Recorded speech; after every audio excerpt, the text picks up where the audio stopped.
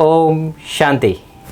प्रजापिता ब्रह्मा कुमारी ईश्वरी विश्वविद्यालय में आज प्रभु के संग जीवन के रंग कार्यक्रम में आज हमारे साथ एक महान हस्ती बचपन से लेके और आज दिन तक ईश्वरीय सेवा में निर्विघ्न चलते आ रहे हैं और वह है हमारे मिश्रा जी।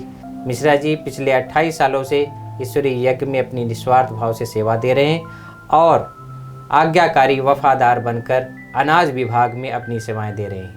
आइए हम मिलते हैं मिश्रा जी से। मिश्रा जी ओम शांति। ओम शांति। प्रभु के प्यार के रंग और जीवन के संग कार्यक्रम में आज हमारे साथ मिश्रा जी हैं।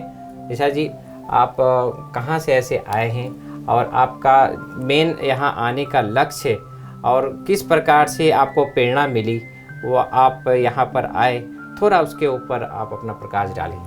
मेरा शरीर का नाम राम सुख मिश्रा है। मिश्रा सरनेम बड़ी दादी ने दिया, काला है राम सुख छोड़ो, आज से मैं तुम्हारा नाम मिश्रा जी रखती हूँ। मेरा लौकिक जन्म यूपी बस्ती ज़िले से है और मुझे ज्ञान जो मिला है वो आकर के बागपत डिस्ट्रिक्ट बड़ौत से मिला।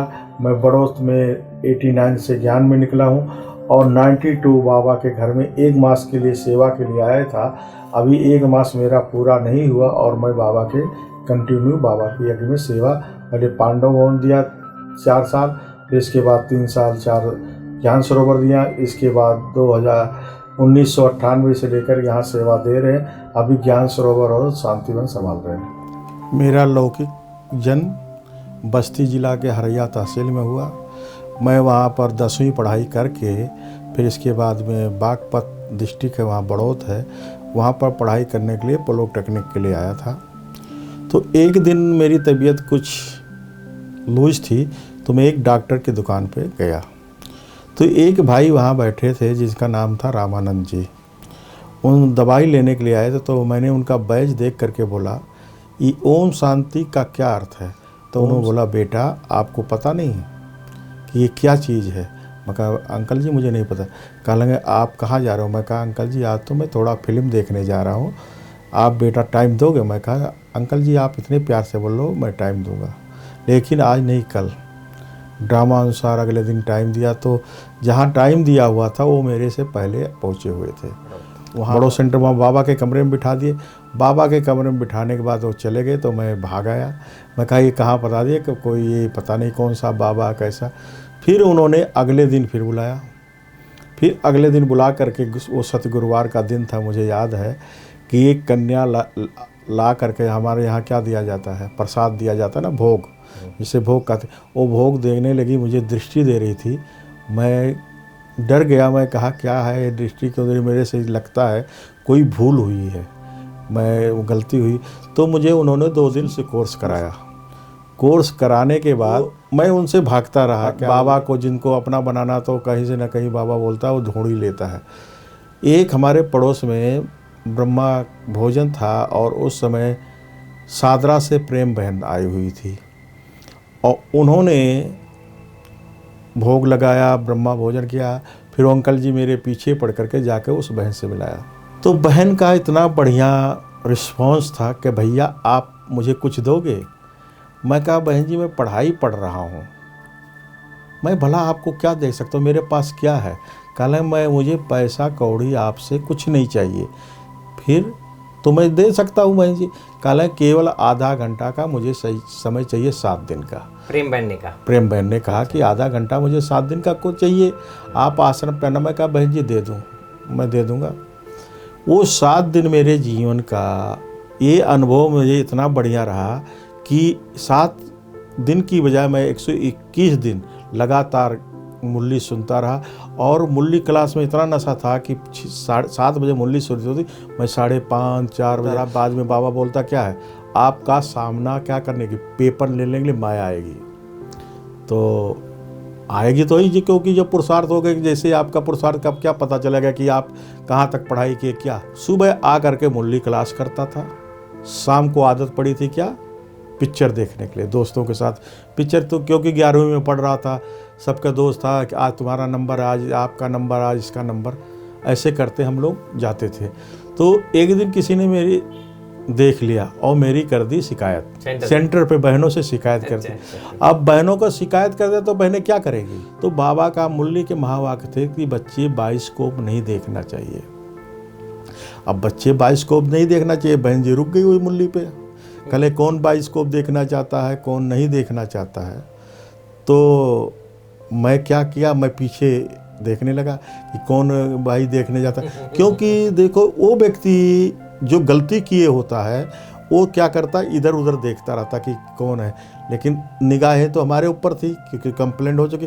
फिर मैंने हाथ उठाया, मैं कहा बहन जी मैं बाबा के घर में आता हूँ सच्चाई से और मैं फिल्म देखने जाता हूँ। तो बहन जी ने बोला आज प्रतिज्ञा करो कि आज से बाइस्कोप नहीं देखने जाना।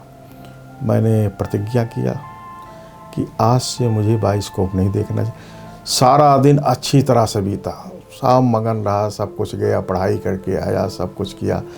और शाम को उनको किसी ने बता दिया कि आज तो प्रतिज्ञा कर रहा नहीं, तो उन दोस्तों को उन्होंने भड़का दिया कि आप जाइए और उसको ले जाइए।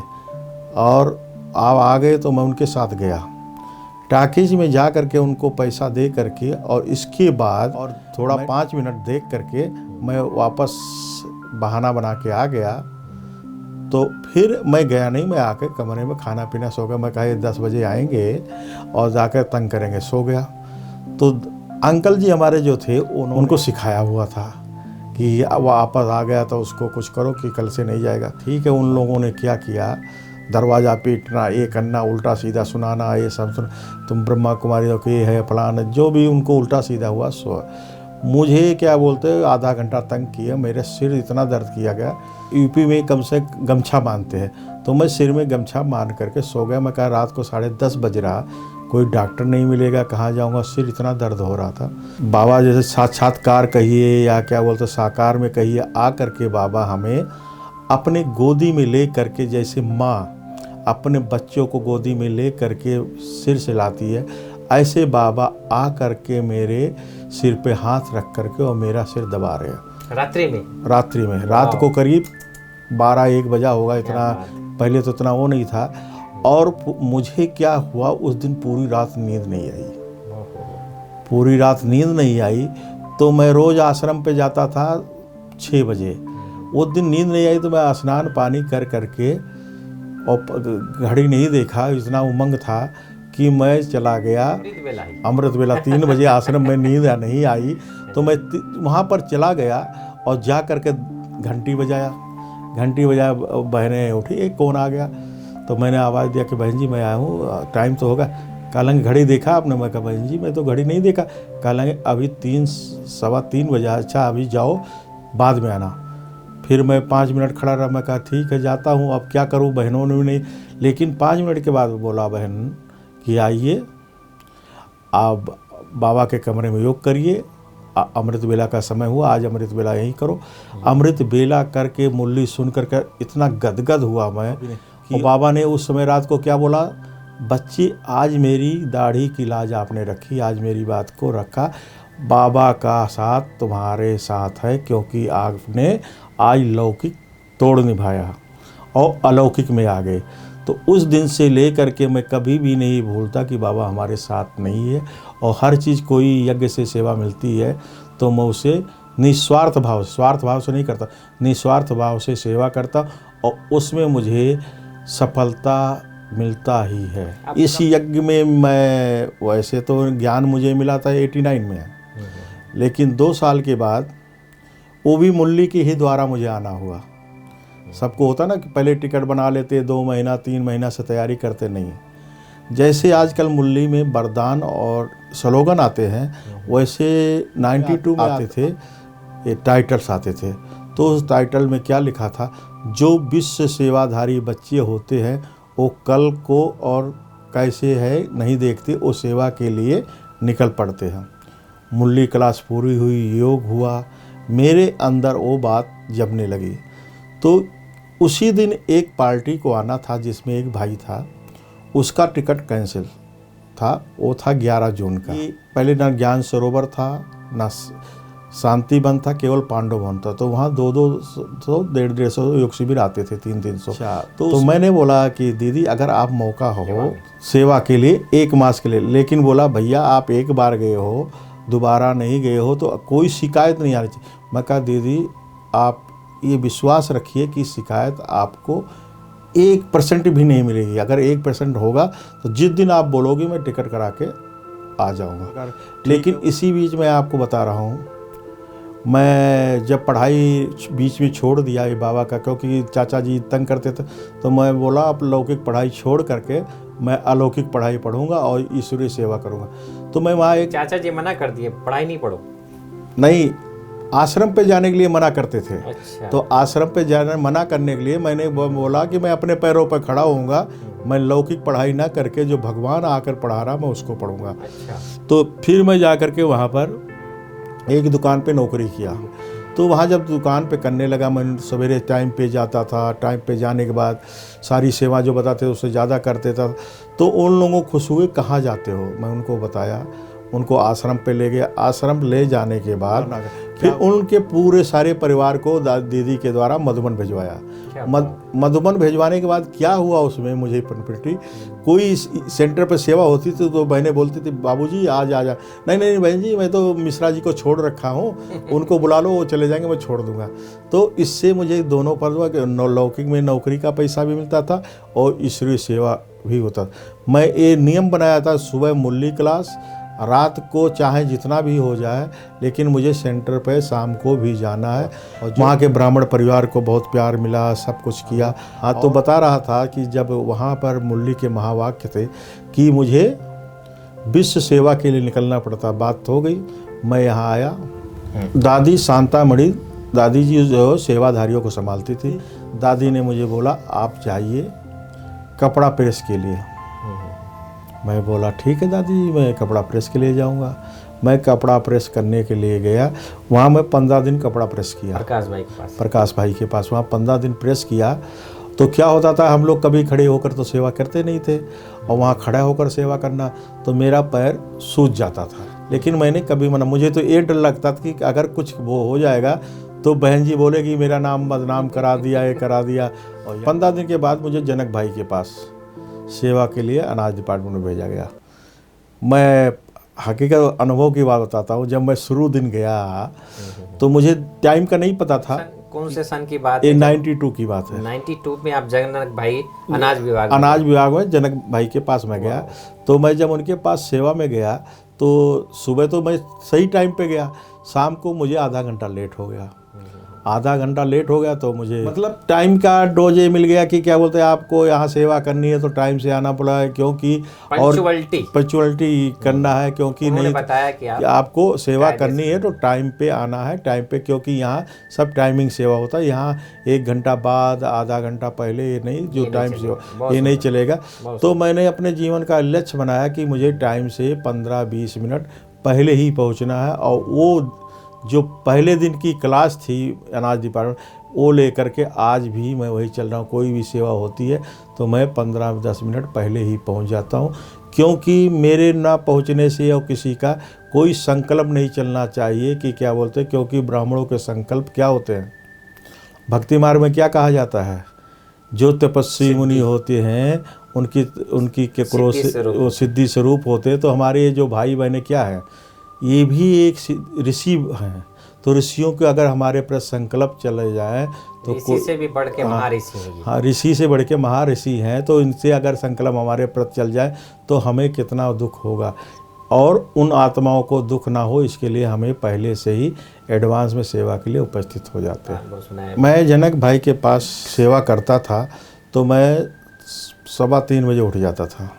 3:15 बजे उठ करके 3:30 बजे आ करके 4 से 4:45 योग करके स्नान पानी के थोड़ा वाके हम सेवा के लिए 7:45 बजे आ जाता हूँ। और मैं आपको अनुभव बताता हूँ, पांडव वन छोटा घर था, शांति वन में ज्ञानामृत के बराबर में जो अनाज स्टोर है, यहाँ स्टोरिंग होता था। तो हमारे सब्जी लाने के निमित्त पहले दादा देव शरण रहते थे। तो दादा देव शरण जी सवेरे 3:30 बजे बोलते बाबा का रिकॉर्ड, वो वहाँ से निकल पड़ते थे। तो उनके साथ मुझे एक दिन छोड़ करके एक दिन रोज़ डेली आना पड़ता था। क्यों? सब्जी के साथ साथ वहाँ गोडाउन कम था तो यहाँ भी ले जा कर के रखना पड़ता, अनाज ले जा कर के वहाँ रखते थे। फिर मैं जाता था स्नान करके और फिर मैं 8:30 बजे तक आता था, क्योंकि जब यहाँ आता था, क्योंकि माताएं 8 सवा 8 बजे आ जाते तो उनको कोई तकलीफ़ ना हो जाए, उनके लिए पहले तैयार करके फिर मैं स्नान करने के लिए जाता था। तब तक भाई लोग आ जाते थे। और रही अनुभव की बात मैं आपको बता रहा हूँ, जब शांतिवन में शुरुआत के 2 मेले थे। हाँ, 96 में 30 मार्च और 6 अप्रैल का मेला था। तो उसके लिए वहाँ भी सीज़न चल रहा था, मर्दों ने भी बड़ा विशाल से, और आटा पीसने की बात थी। तो वल्लभ भाई आए और मेरे कंधे पे हाथ रख कर के बोले, 2 मेला है वहाँ पर, आटा पीसना। मैं कहा भाई साहब हो जाएगा। तो जनक भाई बोले भाई नहीं हो पाएगा यहाँ। तो जनक भाई हाथ रखते रखते मेरे दादी के पास ले गए। दादी आपने देखा होगा, दादी की ऑफिस के बराबर में दीदी का एक कमरा है, ऑफिस है दीदी का। तो दीदी के ऑफिस में दादी बैठी थी, मैं भी जाकर बैठ गया। तो मैं बैठ गया तो दादी बोलती, भाई वैसे मेला है तो आटा बाहर से पिसवाओ, ठीक नहीं होगा तो आप पीस दोगे। मैं कहा ठीक। अच्छा, जनक भाई भी थे, तो जनक भाई के मुख से निकला, दादी नहीं हो पाएगा, ये कल का लड़का आया हुआ है, ये कहता हो जाएगा, और नहीं हो पाएगा, इतना सेवा यहाँ भी वहाँ भी। मैं कहा दादी जी बाबा करा लेगा, आप निश्चिंत रहिए, मैं करके दे दूँगा। बाबा जब बोलता कि अगर बड़ों की बात मान जाते हैं तो इतना बल देता है कि मैं बता रहा हूँ हकीकत की। वो दिन मुझे याद है, मैं रोज़ डेली 2 बजे उठता था। 2 बजे उठ करके चक्की में चला जाता था और जा करके दरवाज़ा अंदर से चक्की का बंद कर लेता था। और वहाँ 2 चक्की है, दोनों चक्की साथ चलाता था। अच्छा। इतना बाबा बल दिया था, दोनों चक्की साथ चला करके मैं 6 बजे तक 15 कुंटल गेहूँ पीस देता था, कभी 12 कुंटल, कभी 11-13 कुंटल अकेले पीस करके और लगा देता था। और पता नहीं कहाँ से वो शक्ति आती थी, और करके फिर जाता था स्नान पानी करके, फिर 8 से लेकर के अनाज साफ करवाता था। उस समय मेरे पास सेवा में जो अभी शांतिवन में दूध डिपार्टमेंट में बलवान भाई हैं, वो मेरे रहते थे, वो अनाज सफाई करवाते थे। फिर अनाज सफाई करवाने के बाद फिर दोपहर को जब रेस्ट का टाइम होता था तब फिर मैं जाकर चक्की चला देता था और क्या बोलते करते। इस ऐसे ही मैं करीब 1 हफ्ते के अंदर वल्लभ भाई को बुला करके बोला, भाई साहब 200 बोरी आटा हो गया है, शांतिवन में भिजवा दीजिए। तो वो गाड़ी आई, फिर हम सब लोड करा के, तो उसी दिन से मुझे वरदान मिला। और वल्लभ भाई बोला कि अब आपको कहीं जाना नहीं है और ज्ञान सरोवर तैयार है, ज्ञान सरोवर आपको संभालना है। तो जब ज्ञान सरोवर संभालने का शुरुआत हुआ तो वहाँ पर जितना भी डिपार्टमेंट हुआ सब बड़ों का आशीर्वाद से लेता था, रोज़ पूछता था, वो जाकर खड़ा होकर के वहाँ पर सारा काम कराया। जब वहाँ ज्ञान सरोवर में कोई नहीं था, सब पांडव हों से जाता था। जब मैं ज्ञान सरोवर में गया तो हारमोनी हॉल आपने देखा होगा, हारमोनी हॉल के नीचे पूरा खंजर था, उसमें खड़ा होकर कैसे कैसे क्या करना है, कैसे क्या करना, उसके अंदर जा कर के हमने तैयार करवाया। और वहाँ पर जैसे गाइड लेता, जो मैं बोलता था, वल्लभ भाई दादी बुला करके उसी तरफ से उन्होंने अच्छी इस तरह से सहयोग दिया और वहाँ पर अनाज स्टोर बनाया। फिर आटा चक्की देखा होगा आपने, ये जहाँ गैरेज है वहाँ के पास आटा चक्की का स्टोर बनाया। वहाँ जब ये सब बनने के बाद जब तैयार किया तब कोई नहीं था वहाँ पर। प्रदीप भाई जो अभी नहीं है यहाँ पर, वो पहले सिक्योरिटी करते थे ज्ञान सरोवर में। फिर उनको दादा से मांग करके मैंने लिया कि ये अनाज स्टोर संभालेंगे। प्रभात भाई उसके बहुत बाद में शांतिवन में आए। शांतिवन में उनको आटा चक्की चलाते थे, फिर उनको डीजल में दिया, डीजल में संभालते थे। लेकिन श्यामलाल भाई हमारे जो थे, उनका आयु होने के बाद डॉक्टर ने उनको मना कर दिया आटा चक्की चलाने के बाद। तो फिर मैंने आटा चक्की प्रभात भाई को दिया यहाँ पर शांतिवन में। फिर जब वहाँ पर आटा चक्की की ज़रूरत भाई को पड़ी तब फिर मैं वल्लभ भाई से बोल करके प्रभात भाई को वहाँ आटा चक्की का काम दिया। ऐसे ज्ञान सरोवर ऐसे अमरजीत भाई पहले ज्ञान सरोवर में डाइनिंग में सेवा करते थे, तो उनको ले करके मैंने वहाँ का डीजल गैस केरोसिन का डिपार्टमेंट अमरजीत भाई संभालते। बल्लभ भाई मुझे अधिकार दिया था, मिश्रा जी मुझे एक नहीं सुनना है कि ये काम नहीं हुआ, आपको डिपार्टमेंट अपने हिसाब से और हैंड्स अपने हिसाब से सेट करना है, आपको पूरी छूट है। तो अमन भाई आया हुआ था, तो सूरज भाई को मैंने बोला था कि मुझे एक हैंड्स चाहिए। तो सूरज भाई बल्लभ भाई को बुला करके बोला, मिश्रा जी को बोल रहे थे हैंड्स चाहिए, तो अनाज के लिए अमन भाई को वहाँ रखा। फिर अमन भाई अनाज डिपार्टमेंट वहाँ का संभालते हैं, प्रभात भाई चक्की संभालते हैं, डीजल गैस अमरजीत भाई संभालते हैं। इसके बाद 2002-03 में हरीश भाई जो हैं वो आए हुए, वो पहले सेंटर पर आते थे। उन्होंने बोला मिश्रा जी मुझे कहीं सेवा चाहिए, तो मैंने कहा आप सूरज भाई से बोलिए बल्लभ दादा से बात करें, तो हमारे पास किचन स्टोर में एक हैंड्स की ज़रूरत है जो थोड़ा समझदार है, क्योंकि यहाँ की दिक्कत है। फिर उन्होंने सूरज भाई से बात करके बल्लभ भाई यहाँ रखना, मेन तो अमन भाई है, लेकिन छोटा स्टोर हरीश भाई के पास। तब इस प्रकार से सेटिंग मैंने चलता, क्योंकि मेरे पास अमन था, प्रदीप था। तो एक दिन सूरज भाई और बल्लभ भाई दोनों मेरे पास आए। बल्लभ भाई बोलते हैं भाई साहब मिश्रा जी तो यहाँ देखो कितना बढ़िया सेटिंग करते हैं, मुझे तो निश्चिंत कर दिया, हमारी बात तो मानेगा नहीं, आप चलिए आप बोलिए। तो सूरज भाई का बात तरीका आपको पता नहीं, पहले क्या करते हो, सोमान देते हैं, सोमान देकर फिर बोले, कहले मिश्रा जी मेरी आपसे एक रिक्वेस्ट है। मैं कहा रिक्वेस्ट नहीं भाई साहब, आप बड़े भाई हैं, आप जो बोलिए हम कोई मना करने। कहले आपको ज्ञान सरोवर और शांतिवन संभालना है, बल्लभ भाई दोनों। मैं कहा यस कोई बात नहीं है, हम संभालने के लिए, तो हम क्या संभालने आप हमें जहाँ सेवा करने के लिए बोलोगे मैं सेवा करूँगा।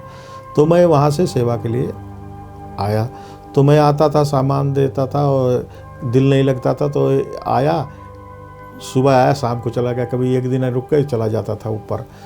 चक्की लगा है 99 में। फिर चक्की लगा यहाँ पर, फिर चक्की लगाने के बाद अब चक्की चलाने का चाहिए। फिर हमने दिलीप भाई जो अभी गैस संभालते हैं उनको मैंने चक्की में लाया, वो पहले एवर हेल्दी में करते थे, एवर हेल्दी से निकाल कर इनको यहाँ लाया। फिर बिंदेश्वरी भाई उस समय ज्ञान सरोवर में सब्जी काटते थे, सब्जी में सेवा करते थे, तो विजय भाई वहाँ टेलीफोन एक्सचेंज में हैं। उन्होंने बोला भाई एक लड़का आप उसको रखोगे? मैं कहा कोई बात नहीं। दादा को परिचय कराया, टेंट और साइकिल का जिम्मेवारी दिवाया। फिर यहाँ पर डीजल डिपार्टमेंट चालू करना था, क्योंकि पहली हमारी गाड़ियाँ पहले पेट्रोल पंप पे भरती थी। तो वहाँ क्या किया, यहाँ पर एक टैंक डाल करके, एक मीटर लगा करके, जितनी भी अपनी गाड़ियाँ बाहर जाती थी वो यहीं भरते थे। 12 दिसंबर को दादी ने मुझे बुलाया दीदी के कमरे में, पांडव वन में 98 में। कहेंगे आपको यहाँ से जाना है कोयला खरीदने के लिए। मैं बता रहा हूँ मुझे कि जरा सा भी अनुभव नहीं, और मैं यहाँ से गया। फिर वहाँ मैंने दलाल से टिकट कराया, अगले दिन एक कालका मेल है तो जाती है हावड़ा, तो वहाँ मैं रुका। फिर जाकर रात को धनबाद उतरा, रात को 1:30 बजे रात को। तो पूछा भैया धनबाद के लिए कौन सी गाड़ी जाएगी? तो बोला ये 5 बजे से पहले कोई नहीं जाएगी। मैं कहा लगी, तो कहा वो गाड़ी लगी है पहले वही जाएगी। तो मैं बैठ गया, अच्छा गाड़ी आई, गाड़ी चली, धनबाद आ गया। कहा धनबाद वाले उतरो, धनबाद वाले उतरो, धनबाद उतरा। अब तो वहाँ से क्लास में लोग जा रहे थे, मैं पहुँचा। बहन जी बोली मैं तो कल भेजा था आपके लिए, आप कल आए नहीं, आप आए। तो वहाँ जाकर कोयले के लिए मैं 8 दिन एक भाई को लेकर दौड़ता रहा, कहीं कुछ नहीं मुझे मिला। तो एक दिन मैं क्या किया, बहन जी से बाबा का कमरा खोलना, आज मुझे रात को तपस्या करना है। मैं अपना अनुभव बताता हूँ। उस दिन मैं जब से बाबा के कमरे में बैठा, बाबा ने मुझे टचिंग किया। बच्चे, जिस बच्चे को आप साथ ले जा रहे हो वो ठीक नहीं है कि अगर आयोग में बैठते हो, जो पहला संकल्प आता है उसको फॉलो करो तो आपका विजय सिद्धाधिकार है। सुबह हो गया, मुरली क्लास हुई, सब कुछ हुआ, वो भाई आ गया लेने के लिए, और इधर बाबा बोल रहा है कि उसके साथ जाए, ठीक नहीं है तो क्या करें। मेरे मन में एक युक्ति आई कि बहन जी आज मेरा सिर बहुत दर्द कर रहा, मैं कहीं नहीं जाऊंगा, क्योंकि अगर बुखार बोलेंगे तो कहेंगे इसका टेम्परेचर नापो, इसके बुखार है कि नहीं कहीं, और क्या बोलता सिर दर्द का तो कोई टेम्परेचर नहीं होता। तो वो भाई गया। फिर मैं 12 बजे, उस दिन संडे का दिन था, तो उस आश्रम पे एक भाई रहता था, तो उस भाई को बोला आज संडे गाड़ी मंगा लेता हूँ और चलो आज मैं सौदा कराता हूँ। नहीं, तो मैंने 2-3 बहनों को साथ लिया। मैं उस दिन गया, मुझे 4 ट्रक का सौदा किया। बाबा बोलते हैं ना, बैज लगाने से बहुत बड़ी सेवा होती है। हम क्या, तो जैसे बैज हमारा श्री किशन का देखा, उसने बोला आप किसी संस्था से हैं? मैं कहा, मैंने पूरा एड्रेस बताया। तो बोला वो जो व्यक्ति था वो आपके पीछे से ऐसे इशारा कर देता था कि 2% मुझे कमीशन चाहिए। और जब मैं आपका बैज देखता था आप संस्था से, तो मेरा दिल नहीं मानता था, क्योंकि कोई भी दुकानदार पैसा अपने हाथ से नहीं देगा, आपसे कमाएगा तभी वो दलाल को देगा। अगले दिन 4 ट्रक कोयला लोड कराया। अच्छा, मेरा क्या है कि जब तक सेवा पूरा नहीं हो जाए, जब तक ये कोई ज़रूरी नहीं है कि सेंटर पे गया हूँ तो पहले सेंटर, सेवा पूरा हो जाएगा तभी सेंटर पे आऊँगा। अब गाड़ी लेकर रात को 9 बज गया। अब 9 बजे तक सेंटर पर पहुँचा नहीं, वो कैसे बहने को करे। उन्होंने गाड़ी मंगाई, गाड़ी मंगा करके मेरी छानबीन करने के लिए निकलने ही वाली थी, तब तक मैं गाड़ी से पहुँच गया। कहने भैया आप कहाँ थे? मैं कहा बहन जी आपको बोला ना आज गाड़ी मिल जाएगी, तो मैं लोड करा के अपने सामने पैक करके रवाना करके तब आ रहा हूँ। वो सेवा करने बाद 3 महीना मैंने धनबाद रहा। 3 महीने में 42 ट्रक भेजा कोयला। तो अभी देखते हैं तो मनमोहनी वन में जो है, जहाँ गैरेज है उसके पीछे एक पहाड़ी से दिखता है ना, वो सौ का कोयला भी रखना। वो कोयले से अगेठी तो चल जाए। उस समय हर्षित काका को भी बोला था कि 14-15 अगेठी बना लो, अगर तेल नहीं मिलता तो अगेठी, ब्रह्मा भोजन तो सबका मिलेगा। तो उन्होंने अगेठी बनाया। मैंने दाल रोटी की बाबा ने गारंटी लिया है, उसकी कोई दिक्कत ना हो, इस प्रकार से बाबा ने हमें सेवाओं में दिया। और विशेषकर दादियों का विशेष अनुभव। आप पहले जब यहाँ टेंट लगता था तो टेंट ज़्यादातर अलाउंस मेरा होता था। आपको अनुभव से बताता हूँ, मुझे टेंट लगाने किसी चीज़ का अनुभव कुछ नहीं था, सब आकर के बाबा के घर में ही सीखा मैंने। वाह क्या बात है। आप जब यहाँ आए तो ये टेंट का भी डिपार्टमेंट आपको ही दिया गया, ऐसा था? मैं जब यहाँ शुरू में आया तो क्योंकि दादा का डिपार्टमेंट था, तो यहाँ एक अपने भाई ज्ञान में है पुराने, अभी आरती बहन के साथ इंदौर में रहते हैं, पहले वो भीलवाड़ा रहते थे। उनका कारोबार टेंट का भीलवाड़ा में अच्छा चलता था। तो वो जब भी आते थे दादा से मिलते थे हम, तो उन्होंने टेंट बोला मैं बनवा दूंगा लेकिन मुझे कोई हैंड चाहिए। तो मैं भीलवाड़ा में जा कर के 3 महीने टेंट का काम करवाना सीखा। मैं 3-4 बार जयपुर गया सुषमा बहन के पास, वहाँ जहाँ टेंट मिलता था वो टेंट का कारोबार देख करके बनवा करके करीब 500 टेंट हमने यहाँ लगाया। पहले घर कहाँ था, पहले कुछ नहीं था, सब बाबा का कोई भी प्रोग्राम होता था तो किस में होता था, टेंट में ही होता था। तो बाबा का काम जो है, अगर आप हाँ जी करते हैं, एक कदम बढ़ाते हैं, तो बाबा जैसे मूल्यों बोलता 1000 कदम खुद बढ़ के चलता। तो मेरा अनुभव है, एक इस पर आपको अनुभव सुनाता हूँ। मैं सेवा करके सब कुछ करके जाके सो गया। आँख भी लगने वाली थी कि दादी कोटेज से फ़ोन आया कि दादी आपको बुला रही है। मैं अपना अनुभव बोलता हूँ, मैं 10:30 बजे दादी बुला रही है, मेरे हाथ पाँव फूल गया। रात को 10:30 बजे दादी बुला रही मुझे। कब की बात है? 2001 की बात है। अच्छा। हाथ पाँव फूल गए और कि क्या दादी रात को 10:30 बजे मुझे बुला रही है, तगड़ी गलती होगी तभी बुला रही है। मैं आया कपड़ा उपड़ा पहन कर डरते हुए, जैसे ही दादी के पास खड़ा हुआ, पहले दादी मुझे 2 मिनट दृष्टि दी। वहाँ वल्लभ भाई बैठे हुए थे, राम सलोक भाई बैठे हुए थे और सब हमारी तरफ देख रहे हैं। और मैं दृष्टि लेकर के बोले बैठो। मैं नीचे बैठने लगे, बोले नहीं कुर्सी पर बैठो।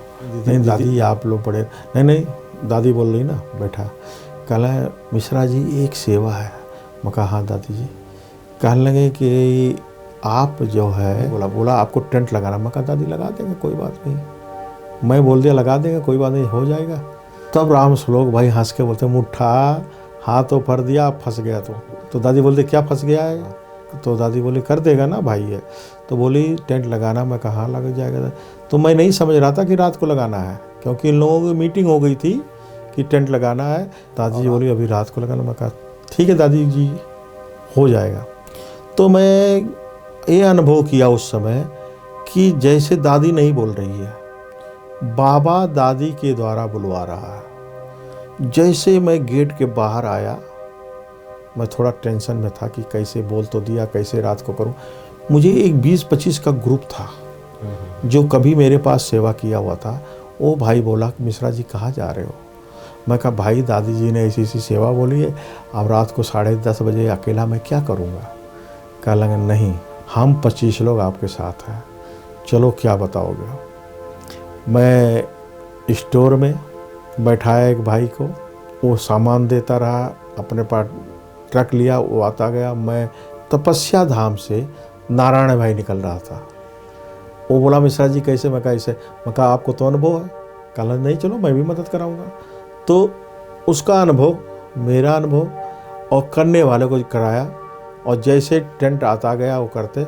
मैं आपको बता रहा हूँ 11 बजे मैंने शुरू किया टेंट लगाकर, और 2 बजे टेंट मेरा 3 घंटे में पूरा लग के तैयार हो गया। तो लग के तैयार हो गया, गद्दा उद्दा बिछा करके। तो दादी को लोग बोले, दादी अमृत बेला 3:30 बजे उठी और वॉकिंग करते करते, वो टेंट कहाँ लगा था? ये जो कॉन्फ्रेंस हॉल के मैदान के सामने 2 टेंट लगा था, एक बहनों का एक भाइयों।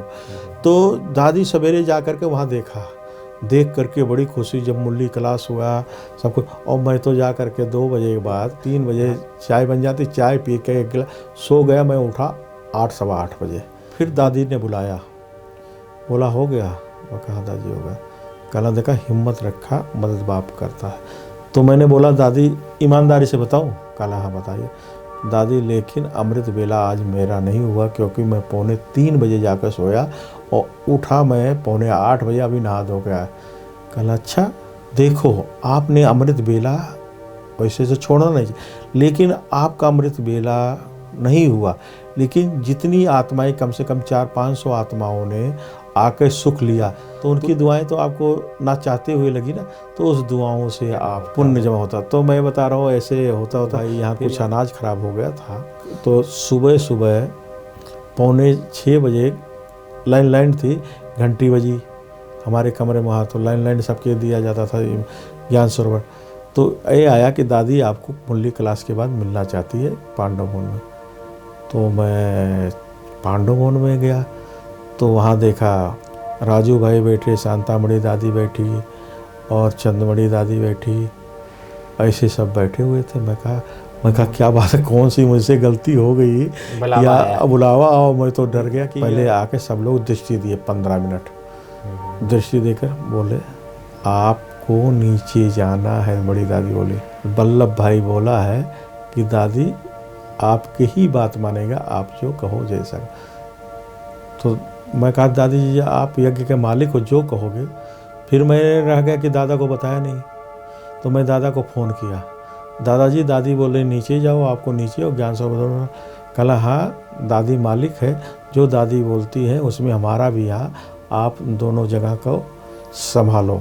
तो उस दिन से लेकर मैं कभी भी नहीं समझता कि ये डिपार्टमेंट मेरा है। मैं यहाँ भी है, कोई सहयोग लेना चाहता है, जैसे केशव भाई है, बाबू भाई के पास है, या बिंदेसी भाई, या ऐसा सबको डिपार्टमेंट दे करके अपना न्यारा हो करके एक जगह बैठा।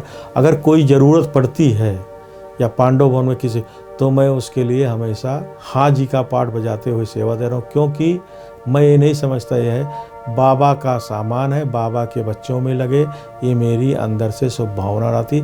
और बाबा बोलता जितना आप निस्वार्थ सेवा करोगे उतना आपका भाग्य जमा होता जाएगा। इसी एक तो आप निस्वार्थ सेवा भी कर रहे हैं, और दूसरा आप करवाते भी हैं, या खुद अब चल के आता है हमारे पास? कई लोग दान पुण्य भी कर देते हैं। 2007-8 की बात है, एक कर्नाटक की बहन थी, वो हमेशा कैश देती थी। तो किसी ने बताया हो कि मिश्रा भाई के पास जाइए, मिश्रा भाई अनाज डिपार्टमेंट संभालते थे। तो उसने बोला मेरे पास अनाज इतना पैदा होता है और होता, मैं चाहता हूँ कि मेरे पैसा राइस में ही लगे, राइस में ही लगे। तो मैंने बोला बहन जी आप राइस वहाँ से भेज दीजिए, मैं क्या बोलते हैं यहाँ पर किराया दे दूँगा। तो उसने पहले दिन एक बार 160 बोरी भेजा, फिर उसकी करते करते बढ़ते बढ़ते हिम्मत, अब 500 बोरी उसने हर साल भेजने लगी। तो क्या हुआ, उसके चलते चलते जोन में बात फैल गई। बाबा बोलता नहीं स्वार्थ का, जोन में फैल गई। तो बसुराज भाई बोले जब एक गीता पाठशाला और चलाने वाली बहन इतना बोल कर सकती, तो हम पूरा जोन मिल करके क्यों ना राइस का सेवा करें। तो राइस का सेवा जितना होता है, वहाँ जो चावल होता है सोना मंसूरी करके ज़्यादा होता है। तो जितना वो चावल होता है, जितना हमारे यज्ञ में होता है वो वहाँ से भेजते हैं, उसका किराया हम देते हैं।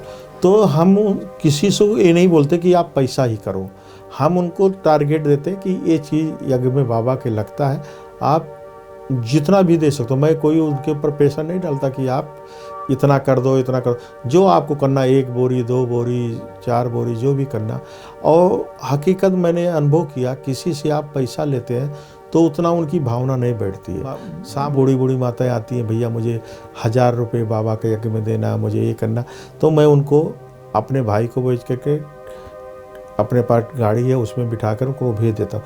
वो दुकान पे जा करके सामान खरीद करके हमारी गाड़ी में ले आती है, मैं सीधे उनको भंडारे में यूज करा देता हूँ। तो इससे क्या होता है, जो आत्माएं देने वाली थी उनकी भावना बैठ जाती कि हमारा सीधा बाबा के यज्ञ में स्वाहा हो रहा। तो इससे वो दूसरों को बताती, दूसरे तीसरे को बताते, तीसरे चौथे बताते। तो ऐसे ऐसे करके हमारा होता था। मैं आपको बता रहा हूँ गेहूँ का हमारा कैसे विस्तार हुआ। मैं जब अनाज में बैठता था, तो जैसे एक बार हिसार की बहन जो है, रमेश बहन बैठी थी, मेरी से बात हो रहा था, तो बोली या ये गेहूँ कैसे कैसे। मैं कहा बहन जी कुछ आ जाता है कुछ कर। तो बोली हम गेहूँ यहाँ दे सकते हैं क्या। मैं कहा क्यों नहीं दे सकते, अगर आप गेहूँ देते हैं तो यहाँ पर हम किराया दे देंगे बहन जी। तो बोलते नहीं भैया, जब हम गेहूँ देंगे तो किराया भी तो दे सकते हैं। तो ऐसे उनसे हुआ, फिर करनाल की बहनों से हुआ, ऐसे यहाँ सिरसा की बहनें हैं, पटियाला की है, पानीपत हो गया, जिंद हो गया। और अधिकांश उस एरिया में ज़्यादा गेहूँ होता है। तो कई लोग गेहूँ भेजते हैं और कई लोग पैसा भेजते हैं। तो हम बोलते हैं पैसा मुझे ना दे करके ईशु दादी या गोलक भाई के पास जमा करा दिए। कई लोग बोलते नहीं मुझे आप ही को देना पैसा। तो मैं उनको अपने साथ ले जा करके गोलक भाई, बीना बहन, कोई दोनों होता उनके साथ जमा करा देते। तो वो बहुत खुश होते हैं कि मिश्रा भाई देखो आप ले जा करके डायरेक्ट मेरा सफल करा। तो इससे क्या होता है, उनका विश्वास बढ़ता है, पुण्य भी जमा होता है, पुण्य जमा होता है। अभी इसलिए क्योंकि हमें भी नहीं पता होता कि क्या दे रहे, ना उनको पता होता। केवल बाबा बोलते गुड़ जाने गुड़ की गोठरी जाने। तो वो जाने, अकाउंट वाले जाने क्या दिया क्या नहीं दिया। हम तो उनका सफल कराने में ही रुचि रखते हैं कि बाबा के यज्ञ में सफल हो उनका, और डायरेक्ट सफल हो तो बढ़िया है। ये हमारे रुचि है। ये सारा जो सेवा करने का जो आपका है, मतलब बाबा आपको निमित्त बनाकर ये सेवा करा रहा है। आपके जीवन में कोई ऐसी परिस्थितियां आती हैं तो आप कैसे परिस्थितियों से पार होते हैं? हाँ, कई प्रकार की बातें आती है। जब सेवाओं में आगे बढ़ते तो बाबा बोलते पैर खींचने वाले भी होते थे। लेकिन जो आपके प्रति निगेटिव सोचता है, कभी उसके प्रति हमारा नेगेटिव नहीं जाना चाहिए। अगर हमारा उस आत्मा के प्रति शुभ संकल्प है तो वो एक दिन चेंज हो जाएगा। और सबसे बड़ी बात, मेरे सामने जो भी आती, अगर समस्या आती थी तो मैं क्या बड़ों को खुले दिल से बता देता, तो मैं कुछ छुपाता नहीं। क्योंकि जब तक आप छुपाओगे तो उससे क्या होता, आपका बढ़ता जाता, पाप बढ़ता जाता, विक्रम बनता जाता। और एक गलती छुपाने के लिए 1000 गलतियां करनी पड़ती। और पूरी सच्चाई से बता देंगे तो क्या खाली हो जाते। तो खाली हो जाएंगे तो हमारे ज्ञान योग की भरती हो जाएगा। तो अपने आप जो हमारे अंदर कमियां हो वो दूर होती है। अमृत बेला बाबा के कमरे में बैठ जाइए और सच्चे दिल से बाबा को बता दीजिए। जब हम सच्चे दिल से बता देंगे तो बाबा से हमारे उसके उत्तर आएंगे। लेकिन जब हमारी बुद्धि की लाइन एकदम क्लियर होगी तो कई प्रकार मेरे पास समस्याएं आती हैं, मैं बाबा को बता कर और सुबह देखता हूँ उसको हल्के हो जाता हूँ। क्योंकि हम लोग बाबा के बच्चे जो है पुरुषों से उत्तम है। आज भी बाबा ने एक शब्द कही मुरली में कि जो भी हम यहाँ कार्य कर रहे हैं तो इसका एक भक्ति मार्ग में शास्त्र बनता है। तो ये एक प्रकार से आप जो अनुभव सुना रहे हैं ये एक भागवत कथा हो गई। जो दादियों अनुभव सुनवाई वो वास्तव में गीता हो गई। और उससे पहले गीता सार हमारा मुरली है जो आज हम तक सुनते आ रहे हैं। तो ये बहुत अच्छा लग रहा है आपके साथ चर्चा करने से। क्योंकि हम लोगों को बाबा क्या बोलता है, जैसे सेवा करते हैं तभी अनुभव। अगर हम सेवा के क्षेत्र में नहीं जाएंगे तो अनुभव कैसे होगा। मैं हमेशा करीब आज से 20 साल से मैंने ये अनुभव करता हूँ, जब मैं भी बाबा के घर में तो हूँ, बाबा का देखा जाए सब कर्म है, लेकिन मैंने एक सिद्धांत बनाया हूँ, जब भी मैं कमरे से निकलता हूँ तो 1 सेकंड के लिए मैं ये सोचता हूँ कि बाबा अब मैं चल रहा हूँ आपकी सेवा के क्षेत्र में, बाबा आपकी छत्र छाया के नीचे चल रहा हूँ, बाबा अब आप चलना जो भी मेरे से सारे दिन। ये अभ्यास करते रहते? ये अभ्यास अभी भी करता हूँ 20 साल से, बहुत कि बाबा की छत्र छाया के नीचे चल रहा हूँ, बाबा हमसे सारा कार्य करा रहा हूँ। तो मैं बता रहा हूँ 20 साल से मेरे सामने किसी प्रकार की कोई विघ्न आती नहीं। सेवाएं आती हैं तो सेवाओं बहुत आती हैं, लेकिन मैं उसको सेवाओं को एक खेल समझ के करता हूँ। मैं ये नहीं सोचता कि मेरा टाइम पूरा हो गया अब कल कर लूँगा। मैं सोचता हूँ कि बाबा का कार्य जो कल करना सो आज कर लो, चाहे जो भी टाइम हो जाए। अब कल की बात बता रहा हूँ मैं आपको। मेरे पास कुछ माल आया बाहर से, वो गाड़ी खाली करके अहमदाबाद जानी थी, और कल बरसात हुआ, आपको पता 4 बजे आधा वो सब भीग गया, सब लड़के कपड़ा पहन लिए, सब कुछ कर लिए, चलने के लिए। मैंने 1 सेकंड उनको रोका, मैं कहा भाई ये थोड़ा यहीं उतारना है और उतार कर चले जाओ। कहा हाँ बाबूजी उतार दूंगा। मैं कहा ये गाड़ी जानी है प्लीज़। अगर वही मैं डांट के करता तो शायद 1-2 लड़का इधर से उधर चला जाता, लेकिन जब मैं बोला भाई, क्योंकि ठीक है वो अज्ञानी है कुछ भी है, लेकिन वो भी तो भगवान के बच्चे हैं, उनको ज्ञान नहीं। डबल एनर्जी मैं उनको 6:30 बजे तक भी कभी काम कराता, कभी ओवर टाइम नहीं देता, ना कभी वो ओवर टाइम मांगते। हाँ कभी 1-2 घंटा उनको रेस्ट मिल करते तो कभी मैं नहीं टोकता, क्योंकि उनको अपना समझेंगे तो वो काम को अपना ही समझ के करें। अगर हमारे पीछे कोई 1 किलो कुछ मांगने जाए वो नहीं दे सकते, वो साफ बोलेंगे कि भाई साहब से पूछ लो, बिना भाई साहब के पूछने से कुछ नहीं दो। क्यों? क्योंकि वो उनको भी मैं अपना समझता हूँ, जो भी है उनको भी अपना समझता। हाँ उनके गरीबी है सबके लिए काम करने वाले, लेकिन वो भी तो परमात्मा के बच्चे हैं ना। क्योंकि इस कहते सबका मालिक एक ही, तो क्यों बटा हुआ संसार, भक्त पूछो तो सारी दुनिया अपना ही परिवार है। तो जब हमारी ये सोच रहेगी ये सारा दुनिया ही अपना परिवार हो, तो लेकिन घर में अगर हमारे किसी भाई की कमी होती है लौकिक में, तो क्या हम उंगली उठाते? नहीं, हम उसको क्या करते हैं, उसकी महिमा करके समाप्त करते। तो इसी प्रकार से बाबा के बच्चे जितने हैं ये सब हमारे एक परिवार के बच्चे हैं। अगर किसी की कमी कमजोरी देखते हैं तो उसकी महिमा करके बाबा क्या करता है, देखिए 4 पेज की मुरली सुनाता है, वो हमारे सारे कमियों को जानता है, लेकिन बोलता मीठे बच्चे। कभी मुरली में बोला कड़वा बच्चा या कुछ बच्चा, मीठा बच्चा, मीठे बच्चे करके पहले सोमान चढ़ा देता है, और 4 पेज मुरली में हमारा सोच कारोबार का क्या कर देता है, उजागर कर देता। लेकिन हमें लगती है ना कि क्या बाबा ने ऐसा कहा, लेकिन पहले किसी को आपको बताना हो कोई बात बना, पहले उसको सोमान में चढ़ाइए, फिर उसको बताइए तो उसको बात लगेगी। और हम डायरेक्ट के बोल रहे तुमने ये गलती कर दिया, तुमने ये कर दिया, तो उसको नेगेटिव सोचे। लेकिन पहले उसको सोमान चढ़ा करके अगर हम कोई बात करते हैं तो हमें पॉजिटिव समय का उठाएगा और उसका जीवन परिवर्तन कर देना। मैं आपको जो बता रहा था कोयला लेने के लिए, उस समय वहाँ पर काफ़ी कुमारियाँ ज्ञान में चलती थी, उनको भय रहता था। तो एक दिन बहन जी ने बोला कि आप भाई आए हो मधुबन से, कुमारियों को क्लास कराओ। तो मैं कुमारियों को क्लास कराया आधा पौन घंटा। उसमें से आज मुझे खुशी हो रही 98 की 8 कुमारियाँ अभी भी क्या बोलते सेंटर इंचार्ज है। धनबाद के एरिया गई है, कोई एक दिल्ली में, कोई कहाँ है, लेकिन जब आती है तो भैया कहें आप वो क्लास नहीं कराए होते तो आज हम यहाँ नहीं होते। भ्राता जी, आपके जीवन में जब आप अज्ञान काल में थे उस समय आपकी क्या लाइफ थी, और वर्तमान समय आप क्या परिवर्तन आप देख रहे हैं उससे और इससे? उस समय क्या लक्ष्य था और इस समय आपका क्या लक्ष्य है?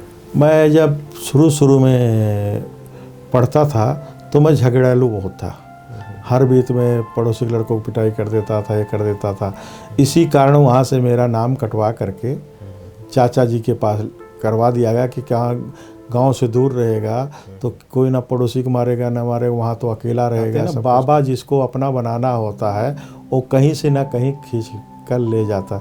तो यहाँ चाचा जी के पास आया, यहाँ पर नाम लिखाया गया। मैं पॉलिटेक्निक करने वाला था, लेकिन नाम लिखाया गया। नाम लिखाने के बाद लेकिन जब वो घटना मेरे साथ ये घटी कि बाबा के ज्ञान में चल करके मैं लौकिक से मुँह मोड़ता गया। तो लौकिक लड़ाई झगड़ा बंद कर दिया, लौकिक कर दिया। तो ज्ञान में कोई भी घर में आता था उनको ज्ञान सुनाता था, सबको कराते। तो जानते हो लौकिक में क्या कहावत कही है कि इस लड़के की शादी कर दो तो घर आएगी तो इनको सुधार देगी, अपने आप ये ब्रह्मा कुमारी को छोड़ देंगे। 11वीं पढ़ रहा था तो उनके बीच में मुझे ले गए कि चलो इनकी शादी कर देंगे। मैं कहा मुझे शादी वादी नहीं करना है और आपको जो करना है करो, लेकिन मुझे शादी नहीं करनी। फिर जब मैं आया वहाँ से तो भाइयों को बताया तो एक भाई ने बोला बेटा आपको चिंता करने की कोई ज़रूरत नहीं है, जब तक मैं ज़िंदा हूँ आप मेरे बेटे की तरह कभी भी कुछ चाहिए तो आप बता देना। किसने बोला ये रामानंद सागर जी जो मुझे ज्ञान दिया था, बीके भाई। और मैं बता रहा हूँ अभी तो उन्होंने शरीर छोड़ दिया 4 साल पहले। जब भी वो आते थे ज़बरदस्ती 1000-2000 रुपये मेरे जेब में डाल के जाते, तो मैं मना करता था नहीं अंकल जी मुझे पास बहुत पैसा है, बाबा के भंडार मुझे अगर एक साइन कर दूँ मेरा चलता नहीं, आप मेरा ये हक नहीं छीनिए। मैं कहा हक तो आपका है पूरा, लेकिन ये हक नहीं छीनिए। 2 भाई थे, कभी कभी खाना नहीं बनाता था, आलस बस सो जाता था। तो एक दिन बाबा के महावाक्य थे कि बच्चे कभी भी बाबा को भोग लगा कर बिना स्वीकार नहीं करना चाहिए भोजन। मैं कहा है तो मैं तो सो जाता हूँ, तो मैं सो जाता हूँ तो बाबा का कहाँ भोजन बनाता हूँ। तो उसी दिन से ये संकल्प किया कि मुझे कुछ भी हो मुझे बाबा के लिए भोग बनाना। 2 साल रहा, 2 साल में कभी खाना बनाना भी नहीं छोड़ा। पहले बाबा को भोग लगाता था फिर भोग छोड़ा। तो कभी मुझे आलस की बात है ये 91 की बात है, 90-91 क्योंकि 92 में तो मैं आ गया था। तो जब मैं ये अनुभव किया कि बाबा को भोग लगा कर मुझे भोग स्वीकार करना है तो मुझे कभी भी आलस नहीं आता। मैं ये सोचता था मैं तो चलो भूखा सो जाऊंगा कोई बात, लेकिन मेरा बाबा भी तो भूखा सो जाएगा। तो ये मैं सोचता था कि बाबा का लगाया हुआ भोग ये मेरे लिए प्रसाद है, तो ये प्रसाद समझकर मैं खाता था। तो हकीकत बता रहा हूँ मैं 2 टाइम भोजन बनाता था। जब घर गया तब ऐसे हुआ तो मैं बोला मैं अपने पैरों पर खड़ा होऊंगा, मैं नौकरी करूंगा। रामानंद जी ने मुझे कमरा दिलाया वो करे और सब बर्तन। तो मैं अनुभव बताऊँ तो मुझे कोई रोटी बनाने नहीं आता था। इंद्रजीत भाई के बरोबर में कमरा था तो उनकी छोटी छोटी बच्चियाँ, कभी 4 में कोई 5 में पढ़ती, छठी। तो वो आते थे मेरे भैया मुझे ट्यूशन पढ़ा दो, भैया मुझे ट्यूशन पढ़ा दो। मैं उनको ट्यूशन पढ़ाता था और वो आकर के मुझे खाना बनना सिखाया। वाह वाह वाह। एक दिन की बात बताऊँ, मैं 1-2 रोटी बनाने के लिए आटा को पानी ज़्यादा हो जाए और फिर थोड़ा आटा डाल दो सूखा हो जाएगा, तो करते करते 2 रोटी बनाने के लिए करीब 15 रोटी का आटा घोल दिया। तब फिर वो कन्याएं बताए भैया ऐसा नहीं ऐसा करना चाहिए, ऐसा ऐसा करना। तो छोटे छोटे बच्चों ने मुझे खाना बनाना सिखाया और इस प्रकार से मेरा लौकिक से अलौकिक में जीवन परिवर्तन होता गया। जब भी कोई यज्ञ में वहाँ सेवा होती थी, मेरा शुरू से है नेकी कर दरिया में डाल, मैं कभी आगे नहीं आता था। सेवा करा अपना पूरा हुआ, घर पे जा, वहाँ ढूंढते रहते थे अरे भाई वो अकेला है भेज दो, वो खाना खा के जाओ। मैं बोलता था बहन जी अगर मैं खा लूँगा तो मेरा बाबा भूखा सो जाएगा। जो खाना बनाते थे बड़ोद में। अच्छा। क्योंकि ज्ञान वहीं मिला, वहीं सब कुछ किया। तो बड़ोद में जब मैं जाता तो मैं बोलता था कि बाबा अगर मैं नहीं बनाऊंगा तो बाबा भूखा सो जाएगा, मैं तो यहाँ खा लूँगा लेकिन बाबा का भूख कौन। तो इस प्रकार से मेरी रुचि रही। अपने हाथ से आप बना के खाते थे? अपने हाथ से बनाकर बाबा को खिला। कोई हमें 36 प्रकार, तो मैं रोटी सब्जी और कभी खिचड़ी बना लेता था, यही सब बनाते थे, अपना खाते थे और मस्त रहते थे। लेकिन उसमें ताकत भी बहुत थी, जो अपने हाथ से बनाया हुआ उसमें ताकत भी बहुत मुझे। भोग लगा के फिर खाते थे? हाँ, भोग लगा कर फिर खाते थे, क्योंकि उस दिन का वरदान मुझे ये याद है कि बच्चे मैं तुम्हारे हमेशा साथ हूँ। तो बाबा हमारे साथ है तो हमसे गलत काम हो ही नहीं सकता। भ्राता जी, एक बच्चे के जब सिर के ऊपर से माँ बाप का आशीर्वाद जब हट जाता है तो बच्चा कितना भारी लगता है। जब बच्चा बच्चा रहता है तो बहुत ही उसको हल्का फील होता है। तो ऐसे आपके जीवन में भी यहाँ बहुत सारी जिम्मेवारियाँ थी और आपके ऊपर बल्लभ दादाजी थे। बल्लभ दादाजी ने जब शरीर छोड़ दिया, सारी जिम्मेवारी आपके ऊपर आ गई, तो आप उस समय कैसे महसूस किए जब दादा ने शरीर छोड़ा? मुझे जब दादा ने शरीर छोड़ा, मैं हकीकत बता रहा हूँ, हाँ 5 सितंबर की बात है। दादा के यहाँ टाइल्स लगाना था, वो मुझे अपने लड़के से बुलाया कि मिश्रा जी को बुलाओ। मैं करीब आधा पौन घंटा उनसे बात किया। मैं और केवल दादा थे, मुझे वो दिन याद है। तो कुछ ऐसी बातें बताई, फिर मैं बोला ठीक है दादाजी, ऐसे ऐसे करते हैं। मैं कहा आपके लिए झूला बना देते हैं, और झूला बनाकर यहाँ श्री किशन की तरह आप झूलना, और टाइल्स लग जाए, झूला आपका आ गया है।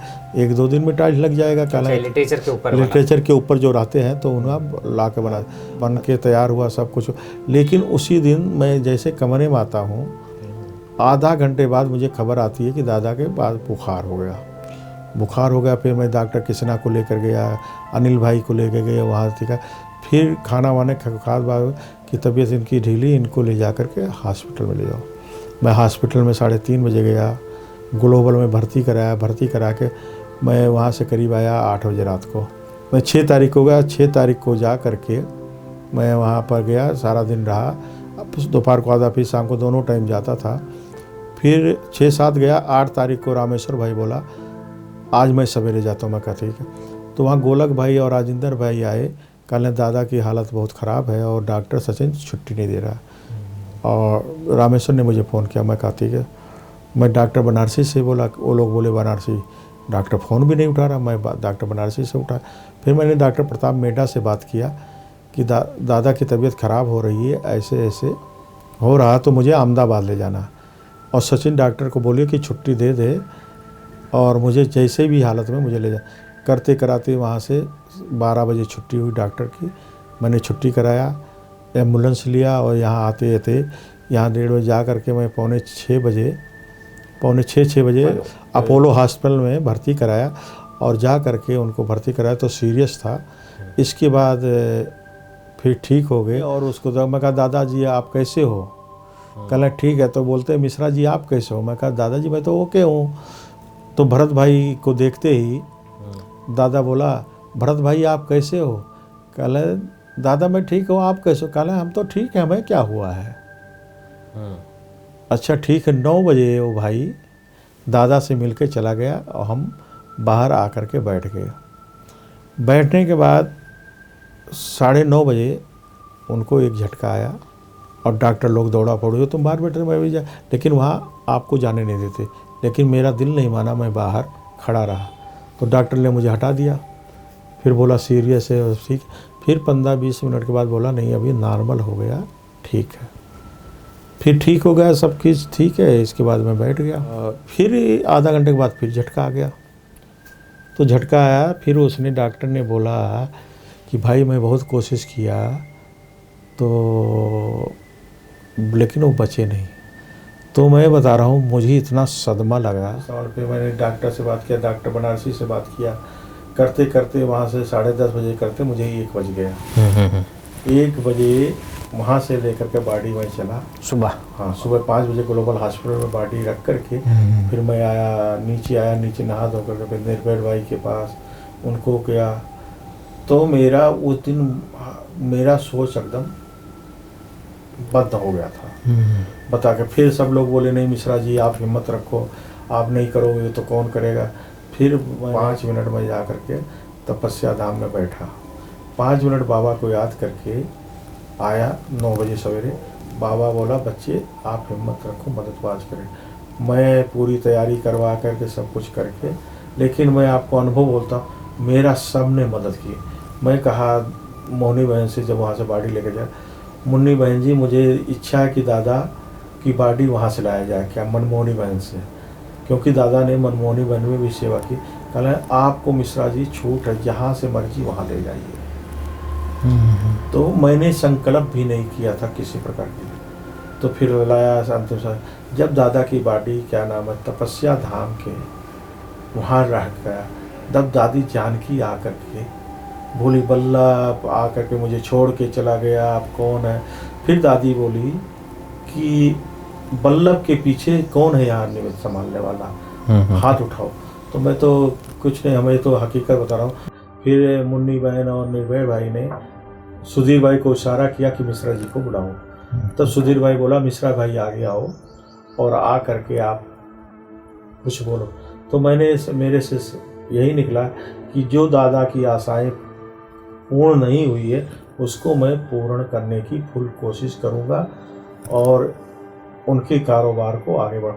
तो आज देखता हूँ उनके कारोबार बढ़ाने के लिए कोई भी बात होती है तो क्योंकि जो बड़ा होता है उसको झुकना पड़ता है, ये नहीं समझो कि क्या बोलते मैं ही कर रहा हूँ। तो वो हो करके सारा कार्य आज तक निर्विघ्न चल रहा। 2 साल दादा को 8 सितंबर को हो जाएंगे, 2 साल आने के हुआ।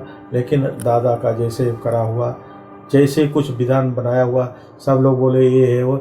मैं सबको एक मीटिंग किया, मीटिंग बोल के बोला जैसे दादा के सामने सब डिपार्टमेंट चलाते थे वैसे सब डिपार्टमेंट चलाओ।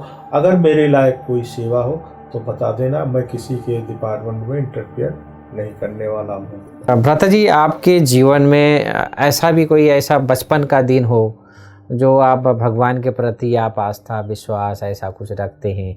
जब आप छोटे थे तो आप क्या समझते थे, ये मूर्ति ये जो है ये सब क्या भगवान होते थे? आप बचपन का क्या आपकी 11 साल के 12 साल के हुए तभी हमारे यहाँ से अयोध्या 30 किलोमीटर दूर पड़ता था। तो महीने में एक बार हम लोग आते थे, सवेरे साइकिल चला करके आते थे, सरजू जी में स्नान करते थे, हनुमानगढ़ी पे पूजा और प्रसाद फल चढ़ा करके और रामचंद्र जी की वो सब करके पूरा जाते थे। फिर शाम तक घर पहुंचते थे।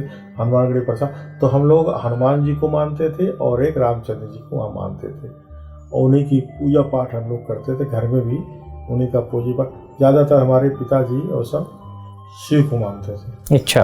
हाँ, तो काले काले पत्थर होते ना उसके वो रख करके उनको रोज दूध से नहलाना धुलाना चंदन करना ये सब करना। आप भी करते थे? हम भी करते थे उनके साथ, क्योंकि घर में पूजा होता। और हमारे लौकिक में इतना ये था कि अगर हमें पिताजी के साथ भोजन करना है तो मुझे नहा धो करके और कपड़ा निकाल करके करना है कि नहीं बनियान और शर्ट पहन लिए थे जाना नहीं, शर्ट और बनियान निकाल कर गमछा भले रख करके तभी हमें भोजन करने जाना होता।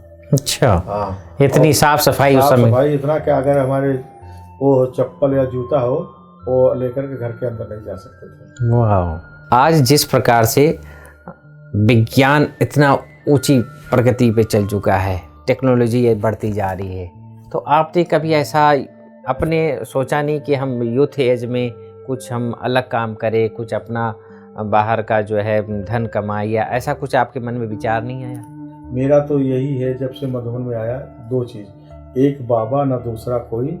और मैं क्या समझता हूँ कि धन आया मतलब माया आई, क्योंकि बाहर भी कहा है पैसा ही माया है। अगर हमारे पास धन आता है, अगर मेरे पास पैसा देने के प्रलोभन तो बहुत आते हैं कि ये ले लो अपने खर्चे ले, नहीं, मैं बोलता हूँ चलो बाबा के घर में आप सफल करो तो आपकी बुद्धि बाबा से लगेगी।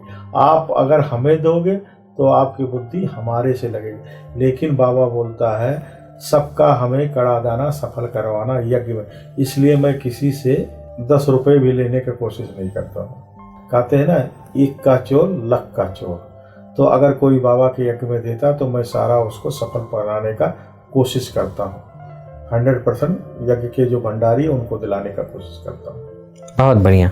और इसी दान पुण्य के आधार पर आप एक पुण्य आत्मा, महान आत्मा, दुआओं के एक धनी बन चुके हैं। इसी कारण ये दुआओं का बल आपको चला रहा है और आप निश्चिंत होकर इतने बड़े कारोबार को आप चला रहे हैं। तो आप तो दुआओं से भरपूर हैं, पुण्य से भरपूर हैं, लेकिन ऐसा कुछ है परमात्मा प्यार के अनुभव जो आपको सदा ही वो अपना महसूस कराता हो, ऐसा कुछ है? मैं एक बार बाबा के कमरे में बैठा हुआ योग कर रहा था। बाबा ने दृष्टि देते हुए बोले, बच्चे तुम्हारा लिए हमारे से वरदान है कि सदा निर्विघ्न भव। तो मेरे सामने अगर कोई भी विघ्न आती है, क्योंकि ये पुरुषार्थी जीवन है, विघ्न तो आएंगे, तो मैं विघ्न को कैसे पार करूं? तो मैं अमृत वेला बैठ करके बाबा को याद करता हूं और बाबा आज मेरे सामने समस्या है, ऐसी बातें हैं और कैसे निवारण किया जाए, तो उसका सॉल्यूशन मुझे अमृत वेले मिल जाता है। उसमें अमल करके मैं आगे बढ़ता हूँ। भ्राता जी, आप बाप दादा की इतनी पालना ले रहे हैं, इसका रिटर्न आप कैसे देंगे? बाबा का रिटर्न तो हम कोशिश करते, लेकिन बाबा जितना पालना दे रहा है, हम अगर 7 जन्म ले तो पूरा नहीं कर सकते उसको। बाबा हमें हम क्या से कैसे बनाया, क्या पर, उसका तो रिटर्न देना इस जन्म मुश्किल।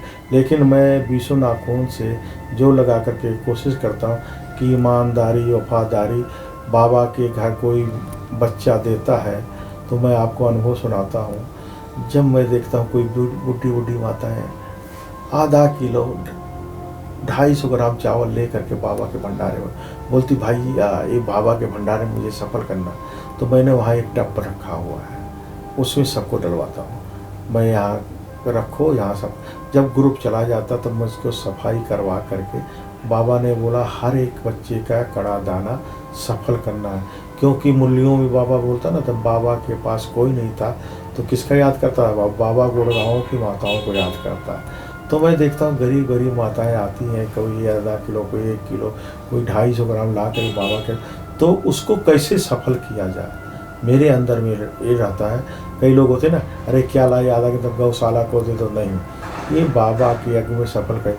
तो मैं अपना अनुभव बताऊँ, जो खिचड़ी हम सब खाते हैं ना, वो बूढ़ी बूढ़ी माताओं को 250 ग्राम आधा किलो दिया हुआ उसको सब मिक्स कर देते और उसी को राजशेखर भाई को बोलते, इसी को आपको सबको खिचड़ी बनाना और बाबा का यज्ञ में सफल करना। राजशेखर भाई बहुत अच्छा, बल्कि वो चावल से अच्छा खिचड़ी हल लगता है। हाँ, क्यों? खिचड़ी जो होता है वो गरीब माताओं का दिया होता है, वो कहाँ से लाएगी? पुटकी, जैसे सुदामा की ना, श्री कृष्ण को चले थे पुटकी बांध के, ऐसे माताएं आती हैं सुदामा बन करके बाबा के यज्ञ में दे करके, किसी को पता ना चले और डाल के जाती है। तो इसलिए तो उसका भोग कैसा लगेगा? अच्छा लगेगा ना। तो जो खिचड़ी बनता है वो गरीब माताओं के लिए बनता है और मुझे बहुत स्वादिष्ट लगता है जब खिचड़ी मैं खाता हूँ। दोस्तों, आज बहुत ही गहन विषयों पर चर्चा हुआ। हमने दुआएं और पुण्य और अपने जीवन के बहुत सारे परमात्म प्यार के, परमात्म संग के अनुभव आज मिश्रा जी हमारे सामने रखें। ऐसे ही और भी नए नए व्यक्तित्व को हम आपके सामने लाते रहेंगे। आप हमारे साथ बने रहे। तब तक के लिए ओम शांति, ओम शांति।